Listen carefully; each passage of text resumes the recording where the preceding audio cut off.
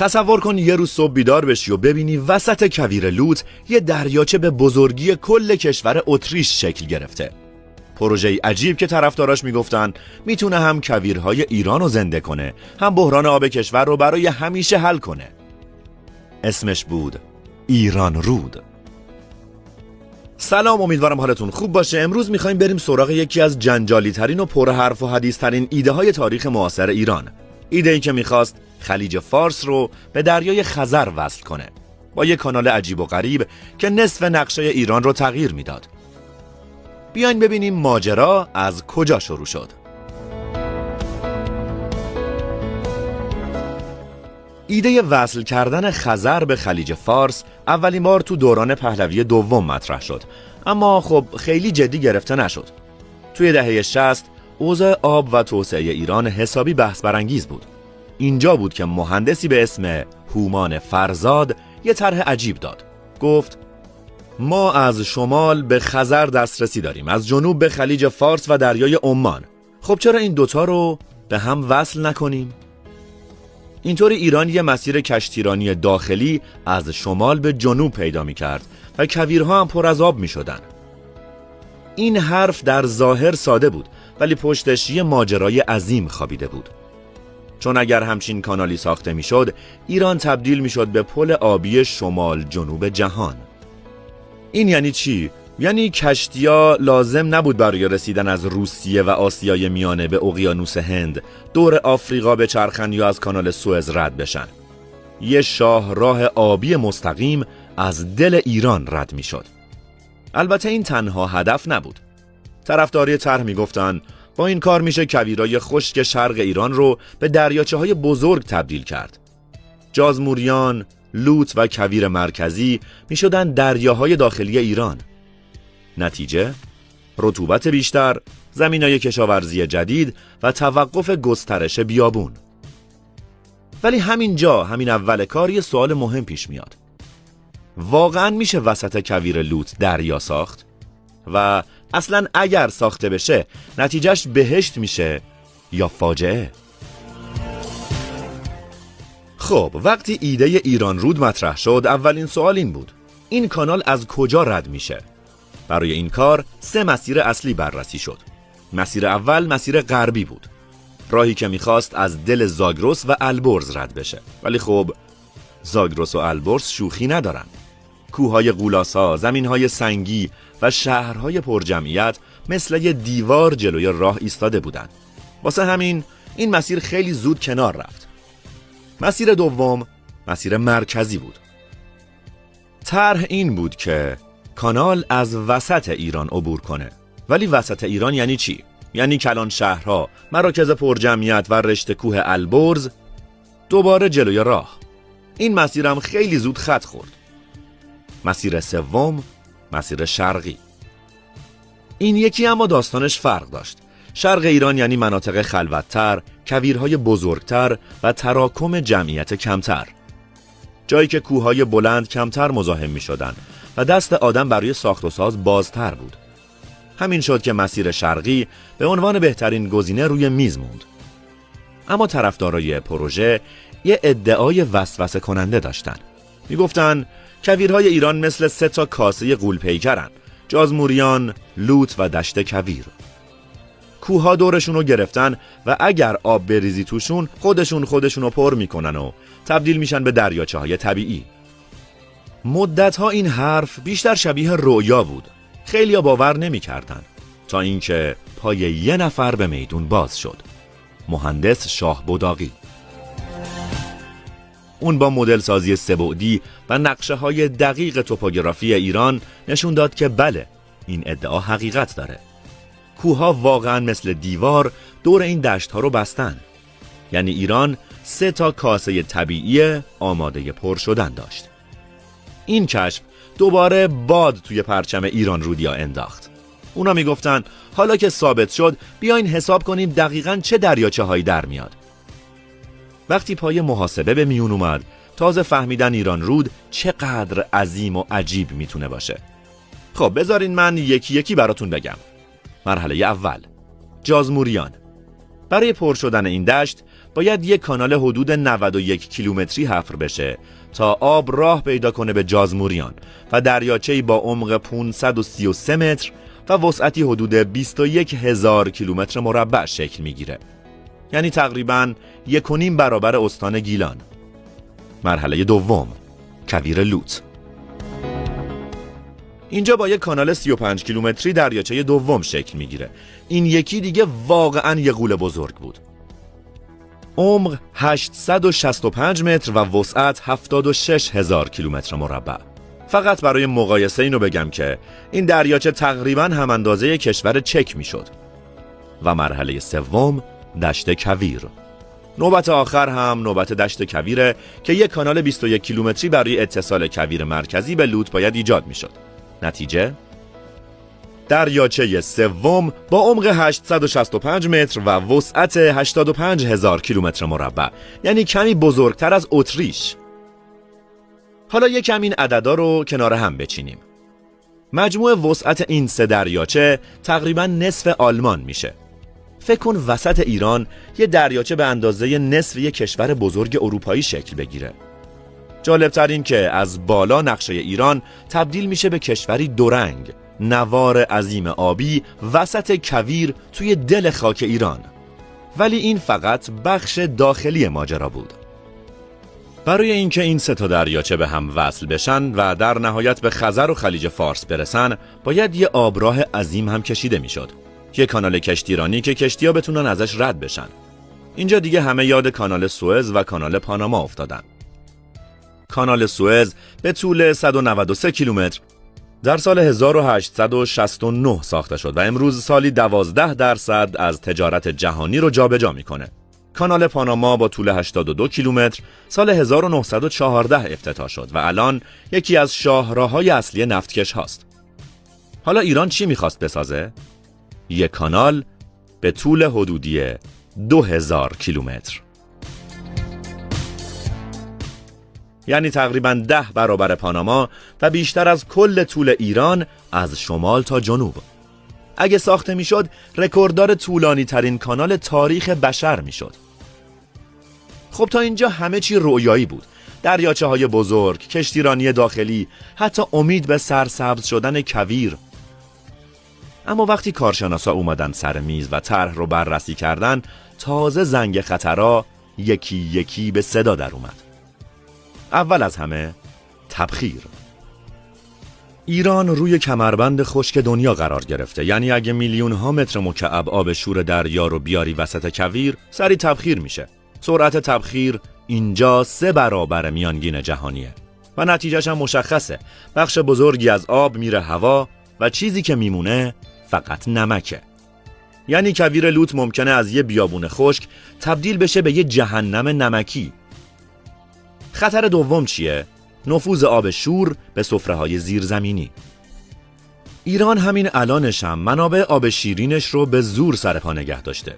حالا تصور کن اگر این حجم عظیم آب شور راه پیدا کنه به دل زمین، همون اندک چاه‌ها و قناتایی هم که داریم نابود میشن.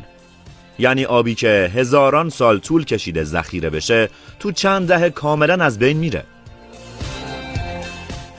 خطر سوم زلزله است. ایران کشور گسل هاست. حالا فکر کن چند صد میلیارد متر مکعب آب با فشار بیفته روی پوسته زمین. اگه یکی از گسل‌ها حرکت کنه و کوه‌ها بشکنن، دریاچه ها مثل یه سونامی داخلی خالی میشن و هر چی سر راه باشه رو میبلعن. کارشناس گفتن حتی ممکنه زلزله هایی به بزرگی زلزله های ترکیه ایجاد بشه و در نهایت مهاجرت و تخریب آثار تاریخی. خیلی از واحه‌ها، روستاها و حتی شهرها برای این پروژه باید غرق بشن. یعنی هزاران نفر مجبورن خونه و زندگیشون رو رها کنن. از اون بدتر بناها و محوطه‌های باستانی که توی این مناطق هستن یک جا زیر آب میرن. یعنی واسه ساختن یه آینده رؤیایی بخشی از گذشته 1000 سالمون رو نابود میکنیم. و اینجاست که این سوال جدی مطرح میشه. آیا واقعا ارزشش رو داره؟ آیا ما برای زنده کردن کویر داریم فقط صورت مسئله رو عوض میکنیم و یه بحران تازه میسازیم؟ خیلی خوب، حالا بذار بریم سراغ اون جایی که ایران رود دیگه از حد رؤیا خارج شد و رفت روی میز مسئولا. سال 1376 جهاد سازندگی یه مطالعه کامل روی پروژه انجام داد. طبق گزارش رسمی طرح این شکلی بود: یه آبراه به طول 2000 کیلومتر، عرض کف 31 متر، عرض بالایی 58 متر، حجم آب لازم برای پر کردن 500 میلیون متر مکعب، زمان ساخت 15 سال، هزینه برآوردی 14 میلیارد دلار. 14 میلیارد دلار اون موقع یه عدد سرسام‌آور بود، ولی الان اگه بخوایم حساب کنیم با تورم جهانی و شرایط امروز راحت میشه چند صد میلیارد دلار. یعنی تقریباً بودجه عمرانی چندین سال کل کشور. حالا بذار یه مقایسه کنیم. کانال سوئز مصر ظرفیت عبور کشتی‌های 200,000 تنی رو داره. کانال پاناما هم که در آمریکای مرکزیه کشتی‌های 120,000 تنی رو رد میکنه. ولی ایران رود چی؟ نهایتاً 5,000 تن. یعنی کشتی‌های غول پیکر نفتکش و کانتینری اصلاً نمیتونستن واردش بشن. یعنی بیشتر شبیه یک کانال منطقه‌ای بود تا یه شاهراه جهانی. این تناقض بزرگ همه رو گیج کرده بود. چطور میشه پروژه‌ای به این عظمت و با این همه هزینه در نهایت فقط کشتی‌های کوچیک رو رد کنه؟ و این شد که خیلیا گفتن خب پس چه فایده‌ای داره؟ اینجا بود که طرفدارای طرح سریع برگ برنده دیگه‌ای رو گذاشتن وسط. ایران رود فقط برای کشتی‌ها نیست، میتونه بحران آب ایران رو هم کم کنه. اما چطوری؟ جوابشون این بود: زدن نیروگاه‌های شیرین‌سازی کنار دریاچه‌ها. شهرها و روستاهای اطراف میتونستن از آب شور دریاچه‌ها آب شیرین برای آشامیدن و کشاورزی بگیرن. تصورش واقعاً وسوسه کننده بود. کویر خشک پر از آب شیرین. اما همینجا تناقضای جدیدی شروع شد. اولین مورد این بود: هزینه سرسام‌آور. گفتیم که اینجا آب 3 برابر سریعتر تبخیر میشه. یعنی برای شیرین سازی باید مرتب آب تازه بیاری. رسوندن آب تازه هم یعنی هزینه پشت هزینه. دومین معضل هم پساب فوق شوره. وقتی آب رو شیرین میکنی یه مایع میمونه 2 برابر شورتر از خود آب. توی خلیج فارس این پساب رو برمیگردونن به دریا، ولی توی کویر چی؟ هیچ راهی برای رقیق شدن نداره. همونجا میمونه و خاک رو میسوزونه. و سومین موردم خطر نفوذ به سفره‌های زیرزمینی و از بین بردن منابع آب شیرین ایرانه که همین الانم بحرانی هن. پس ایران رود روی کاغذ حتی میتونست یک پروژه نجات آب معرفی بشه، اما در عمل احتمال اینکه یه بحران تازه بسازه خیلی بیشتر بود. بذار یه لحظه از مهندسی و عدد و رقم فاصله بگیریم و ماجرا رو از دید سیاسی ببینیم. اگر ایران رود ساخته میشد فقط یک کانال ساده نبود، یه بمب ژئوپلیتیکی بود. تصور کن کشتی‌های کوچیک 5000 تنی پر از بارهایی مثل غلات، مواد غذایی و کالاهای سبک از روسیه و آسیای میانه راه می‌افتادند. از دریای خزر وارد ایران می‌شدند، بعد از دل کویر رد می‌شدند و مستقیم به دریای عمان و اقیانوس هند می‌رسیدند. یعنی دیگه نیازی به کانال سوئز نبود، نیازی نبود دور قاره آفریقا بچرخند. ایران تبدیل می‌شد به شاهراه آبی قرن 21. چه کسایی خوشحال می‌شدند؟ روسیه، چون دیگه نیازی نداشت برای رسیدن به آبهای آزاد با ترکیه و اوکراین کلنجار بره. چین، چون یه مسیر کوتاه‌تر و امن‌تر برای تجارتش با اروپا پیدا می‌کرد. حتی کشورهای آسیای میانه مثل قزاقستان و ترکمنستان، چون از طریق دریای خزر به شاهراه وصل می‌شدند. و اما چه کسایی چندان خوشحال نبودند؟ اول مصر، چون هرچند ایران رود نمیتونست رقیب کانال سوئز بشه، ولی بخشی از بارهای سبک منطقه‌ای ممکن بود از دستش خارج بشه. دوم، بعضی از کشورهای عربی حاشیه خلیج فارس، چون ایران یه مسیر جایگزین پیدا می‌کرد و بخشی از ترانزیت آسیای میانه میتونست از دست بنادرشون خارج بشه. و آخر سرم اروپا که شاید یه مقداری نگران میشد، چون ایران با این پروژه یک کارت ژئوپلیتیک تازه برای فشار در تجارت پیدا میکرد. بعضی از تحلیلگران میگفتن اگر ایران رود ساخته میشد، ایران به سوئز دوم دنیا تبدیل میشد.